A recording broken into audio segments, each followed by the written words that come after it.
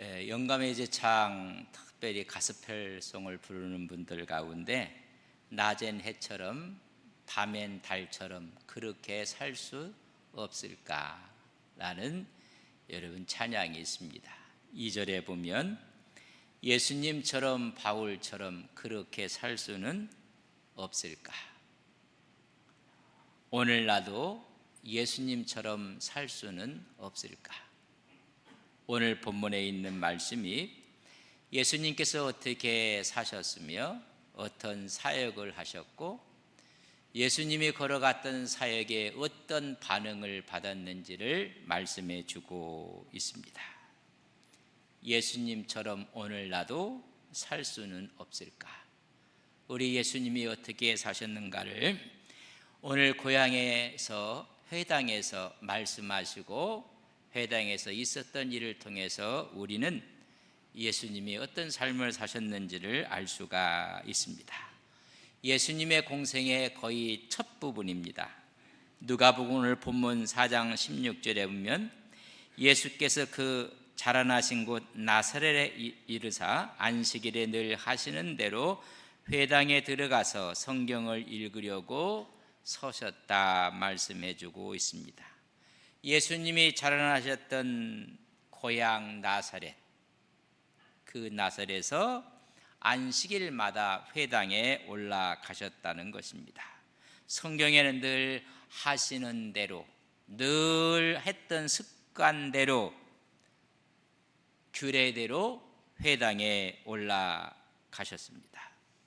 어려서부터 안식일에 회당에 올라가서 예배를 드렸다는 것을 본문은 말씀해 주고 있습니다.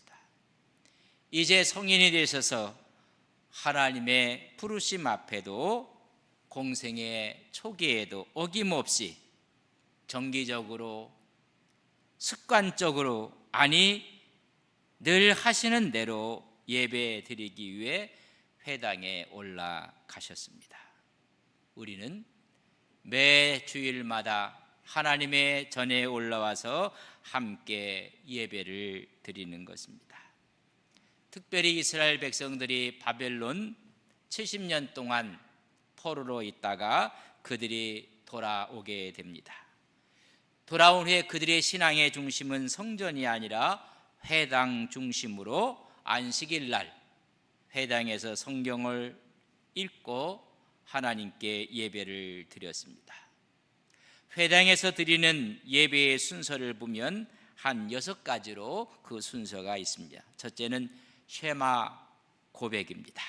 신명기 6장 4절로 9절까지의 고백과 그 후에는 기도가 있었습니다. 그 다음에는 모세 오경을 읽었습니다. 7명이 돌려가면서 읽었습니다. 그 다음에는 성경을 읽는데 선지서를 읽었습니다. 이것을 페라샤라고 하고 하프테라라고 이야기를 했습니다. 그리고 나서 설교를 했고 마지막에 제사장의 축도로 회당의 예배가 마치게 됩니다. 오늘 본문에 나오는 그 안식일 날에는 회당장이 예수님께 요청을 하신 것 같습니다. 오늘 말씀을 읽고 이 말씀을 강론 설교해달라는 요청을 받으신 것 같습니다. 왜냐하면 예수님의 소문이 각지로 퍼져나가기 시작했습니다. 나사렛 회당에 설교하는 주님의 모습과 그에 대한 반응을 오늘 본문에서 보여주고 있습니다. 오늘 이 말씀에는 크게 3가지로 예수님은 어떤 분이셨는가, 또 예수님은 어떤 모습으로 우리에게 보여주고 있는가, 두 번째는 예수님의 사역은 어떤 성격인가를 말씀해 주고 있습니다. 앞으로 펼쳐질 예수님의 생애는, 공생애의 방향은 어떠한가를 말씀해 줍니다. 이런 공생애에 대한, 예수님의 사역에 대한 사람들의 반응은 어떠할 것인가를 오늘 보여주고 있습니다. 환대가 아니라 오히려 예수님을 반대하고 예수님을 죽이려고 하는 모습을 보게 됩니다. 그렇다면 예수님은 어떤 모습으로 우리에게 다가오고 있는가? 누가복음 4장 18절 보면 주의 성령이 내게 임하였다 이야기를 했습니다. 주의 성령이 임하시는 주님의 모습을 그려주고 있습니다. 그런데 언제 주님의 이런 역사가 일어났는가? 주의 영이 임함으로 하나님의 아들됨의 사역을 감당하셨다는 것입니다. 똑같은 성경의 말씀 가운데 누가복음 3장 21절과 22절에 보면 백성이 다 세례를 받을새 예수도 세례를 받으시고 기도하실 때에 하늘이 열리며 성령이 비둘기 같은 형체로 그의 위에 강림하시더니 하늘로부터 소리가 나기를 너는 내 사랑하는 아들이라 내가 너를 기뻐하노라. 주님이 요단강에서 세례를 받을 때의 모습을 보게 됩니다. 세례를 받으시고 주님께서 하신 일이 기도였습니다. 기도했을 때 하늘이 열렸습니다. 기도했을 때 성령이 비둘기처럼 우리 주님께 임하셨습니다. 그때 하늘의 소리가 들려왔고 너는 내 사랑하는 아들이라 내가 너를 기뻐하노라 말씀하고 있습니다. 주님은 늘 기도하시는 분이었습니다. 세례를 받고 기도하셨을 때 성령께서 강하게 임했습니다. 성령의 능력으로 사역했던 주님의 모습을 우리는 발견하게 됩니다. 이와 똑같은 공식을 갖고 그의 제자들도 마찬가지였습니다. 우리 주님께서 공생애를 다 마치시고 십자가를 지시고 이 땅에 부활한 몸으로 계셔다가 승천하셨습니다. 승천하신 다음에 제자들은 다락방에 모여서 기도했습니다. 그들이 기도할 때 성령이 그곳에 임했습니다. 오순절의 성령 강림이었습니다. 성령의 충만함을 받고 그들은 복음 사역을 감당했습니다. 하나님의 이 복음을 예루살렘과 유다와 사마리아와 땅끝까지 이르러 증거를 합니다. 기도할 때 성령이 임했습니다. 바울도 마찬가지입니다. 다메섹 도상으로 가는 중에 바울은 우리 주님을 만나게 됩니다. 부활한 주님을 만나고 그의 눈에는 여러분 거풀이 져서 앞을 보지 못하게 되었습니다. 그때 직가라는 곳으로 이끌림을 받게 됩니다. 거기서 바울은 기도합니다. 9장 11절에 보면 주께서 이르시되 일어나 직가라 하는 거리로 가서 유다의 집에서 다섯 사람 사울이라 하는 사람을 찾으라. 그가 기도하는 중이라. 아나니아에게 말하기를 그가 지금 기도하고 있다는 것입니다.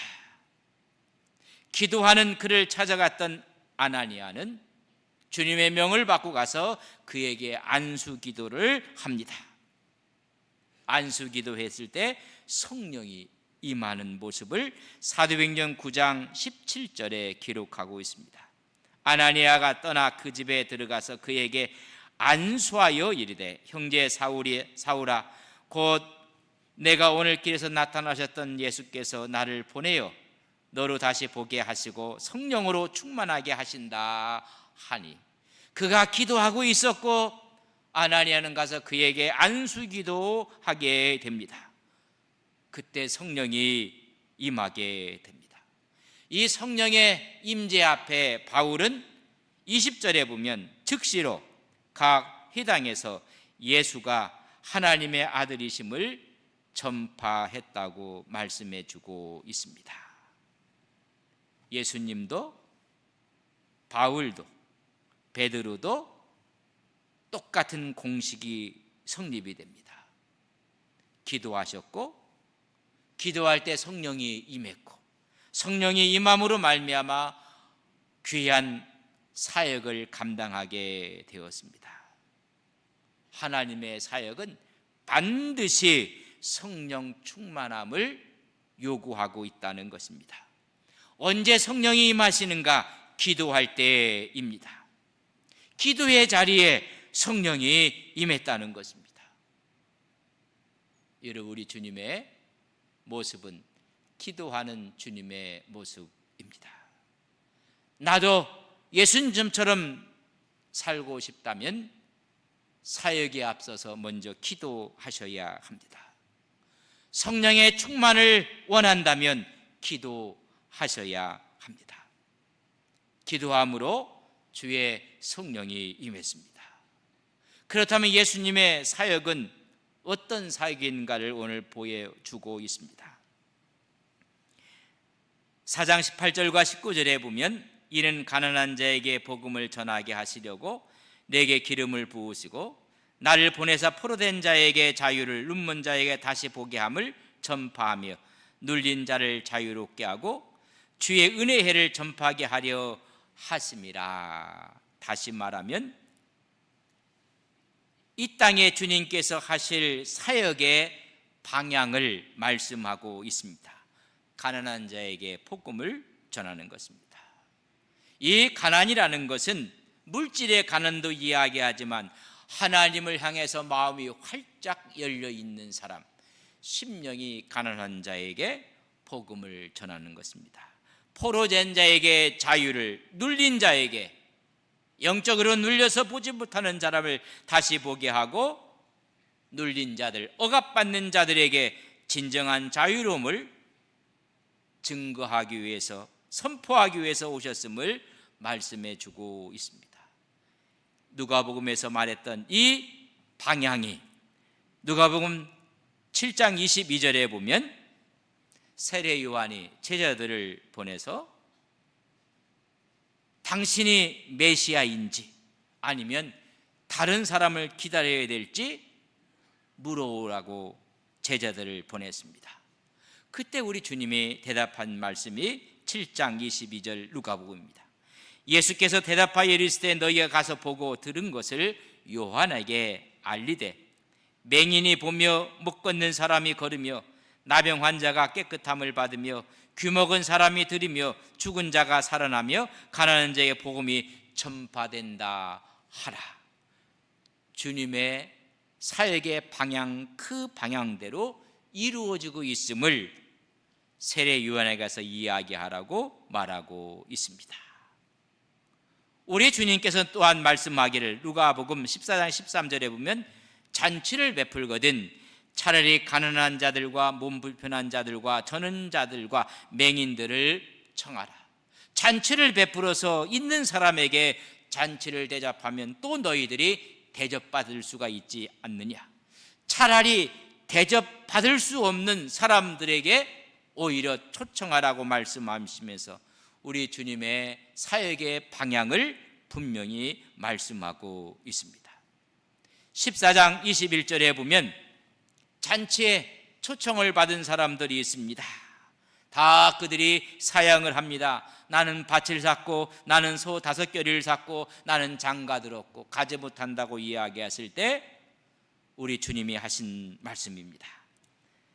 14장 21절에 보면 종이 들어와 주인에게 그대로 고하니 이에 집주인이 노하여 그 종에게 이르되 빨리 시내의 거리와 골목으로 나가서 가난한 자들과 몸 불편한 자들과 맹인들과 저는 자들을 데려오라 하니라.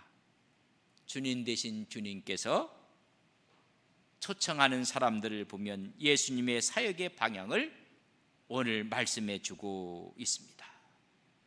소외 계층에게, 오늘도 어려운 사람들에게 예수님의 사역의 방향을 지금 말씀하고 있는 것입니다. 그들에게 진정한 자유와 해방과 하나님 나라를 선포하라는 것입니다. 오늘 우리가 예수님처럼, 우리 교회가 예수님처럼 살고 싶다면 사역의 방향을 분명히 해야 됨을 말씀해 주고 있습니다. 이런 사역의 방향을 증거하고 하나님 말씀을 선포했을 때 그 당시에 사람들의 반응은 어떠했는가를 오늘 우리에게 보여주고 있습니다. 여러분, 그 반응을 두 가지의 예를 통해서 우리에게 말씀하고 있습니다. 아니, 그들의 마음의 상태를 우리 예수님께서 콕 집어서 엘리야와 엘리사 시대를 통해서 말씀하고 있는 것입니다. 매년마다 교수님들이 그 해의 사자성어를 선정을 합니다. 올해의 사자성어, 지난 2023년 교수신문에 올해의 사자성어를 발표를 했습니다. 이 사회를 콕 집어서 빗대어 말한 사자성어입니다. 견리망의였습니다. 여러분, 이득과 이로움을 보고 나서 의로움을 잃어버리고 망각했다는 것입니다. 이익만 추구하고 의와 가치를 상실한 시대의 모습을 콕 찍어서 말했습니다. 정치는 바르게 다스려 이끄는 것이 정치입니다. 바르게 이끌기보다는 자신의 속한 편의 이익을 더 생각해서 의로움을 다 팽개쳤다는 이야기입니다. 오히려 지저분한 싸움판이 되고 말았음을 콕 찍어서 이야기를 했습니다. 오늘 예수님의 이런 사역 가운데 우리 주님께서 콕 찍어 이야기한 두 예가 있습니다. 주님의 말씀을 듣고 환영하는 것이 아니라 거부합니다. 적대시하고 오히려 죽이려고 합니다. 하나님 말씀에 보면 누가복음 4장 29절에 보면 일어나 동네 밖으로 쫓아내요. 그 동네가 건설된 산 낭떠러기까지 끌고 가서 밀쳐 떨어뜨리고자 하되 예수님을 낭떠러기에서 밀어 떨어져 죽게 만들려고 했습니다. 그러면서 24절의 말씀에 보면 또 이르시되 내가 진실로 너희에게 이르노니 선지자가 고향에서는 환영을 받을 자가 없느니라 말씀했던 이 이야기를 콕 집어서 첫 번째 하신 예가 25절에 있는 말씀입니다. 25절에 보면 내가 참으로 너희에게 이르노니 엘리야 시대에 하늘이 3년 6개월간 닫혀서 온 땅에 큰 흉년이 들었을 때에 이스라엘에 많은 과부가 있었으되 이스라엘의 죄악 때문에 3년 반 동안 가뭄 흉년이 찾아왔습니다. 열왕기상 17장 1절 이하에 나오는 말씀입니다. 그때 수많은 과부들이 있었지만은 선지자를 환영하고 환대한 사람은 한 사람도 없었습니다. 한 사람 있는 여인은 이방 여인이었습니다. 이방 땅에 사는 사랍다의 한 과부였습니다. 거기에 기적의 역사가 일어났습니다. 본문 26절에 보면 엘리야가 그중 한 사람에게도 보내심을 받지 않고 오직 시돈 땅에 있는 사랍다의 한 과부에게 뿐이었느니라 라고 말씀해 주고 있습니다. 하나님의 백성, 하나님의 나라에 수많은 사람이 있었음에도 불구하고 영접한 사람은 이방 여인이었음을 말씀해 주고 있습니다. 두 번째는 27절에 있는 말씀입니다. 또 선지자 엘리사 때에 이스라엘에 많은 나병 환자가 있었으되 그 중에 한 사람도 깨끗함을 얻지 못하고 오직 수리아 사람 나아만만 뿐이었느니라. 이스라엘 내에 수많은 문둥병자가 있었음에도 불구하고 치유받은 사람은 한 사람도 없다. 오히려 이방 나라 원수 국가였던 아람의 장군이었던 나아만만 치료받았다. 오직 그만 엘리사의 능력을 인정하고 그를 찾아와서 그 앞에 나옴으로 그는 깨끗함을 받았다는 것입니다. 유대인들은, 고향 사람들은 예수님을 다 배척했습니다. 예수님처럼 산다는 것은 나를 거부하고 반대한다는 사람이 있다는 것을 전제해야 된다는 것입니다. 의롭게 살고자 하는 자에게는 핍박이 있고 아픔이 있음을 깨달아야 함을 말씀해 주고 있습니다. 복음을 배척했던 유대인들은 하나님의 버림을 받았고 오히려 그 하나님의 복음은 이방인들에게 넘어갔음을 말씀해 주고 있습니다. 하나님의 은혜는 어느 국가나 민족이나 사회 계층에 제한되어 있는 것이 아님을 말씀해 주고 있습니다.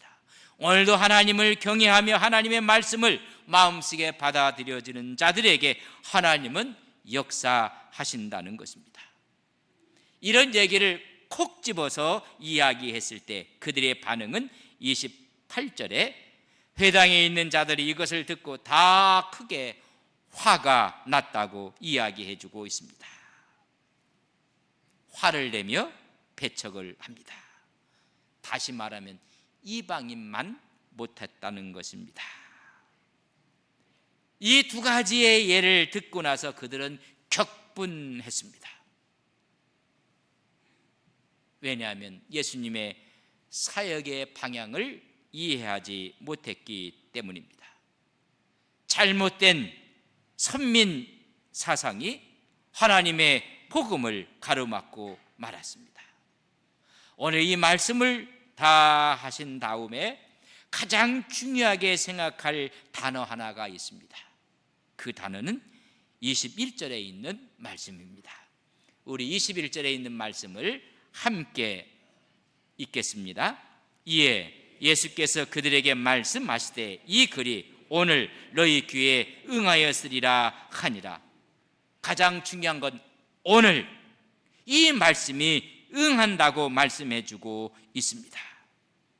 공생애를 시작하시는 이 말씀 앞에 오늘 이루어져야 할 말씀인 것을 말씀해 주고 있습니다. 예수님께서 성경의 이사야의 글을 통해서 말씀하셨던 이 말씀이 오늘 우리 삶에 나타날 것이라는 것입니다. 오히려 배척하고 거부하는 일이 나타날 것을 말씀해 주고 있습니다.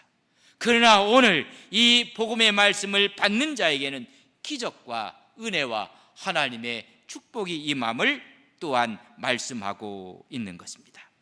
나도 오늘 예수님처럼 회당에서 기도하는 것입니다. 하나님의 전에 올라가 기도하는 것입니다. 오늘 기도할 때 하나님은 오늘 성령을 부어 주시는 것입니다. 하나님의 성령이 부어지는 오늘 우리의 사역의 방향은 낮은 곳으로 가는 것입니다. 그때 오늘 우리에게 환대가 아니라 환영이 아니라 배척이라는 사실을 이해하셔야 합니다. 그러나 이 배척과 거부는 복음의 걸림돌이 아니라 오히려 복음의 디딤돌이 되어서 더 멀리 더 역사가 하나님의 능력이 나타난다는 사실을 오늘 깨달아야 한다는 것을 말씀해 주고 있습니다.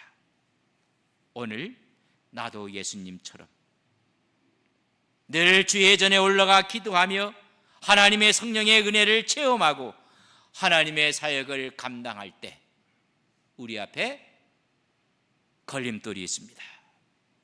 그 걸림돌을 디딤돌로 삼아 하나님의 일에 충성하시고 주님의 은혜에 동참하시는 우리 온 성도님들이 되시기를 주님의 이름으로 간절히 축복합니다. 다 함께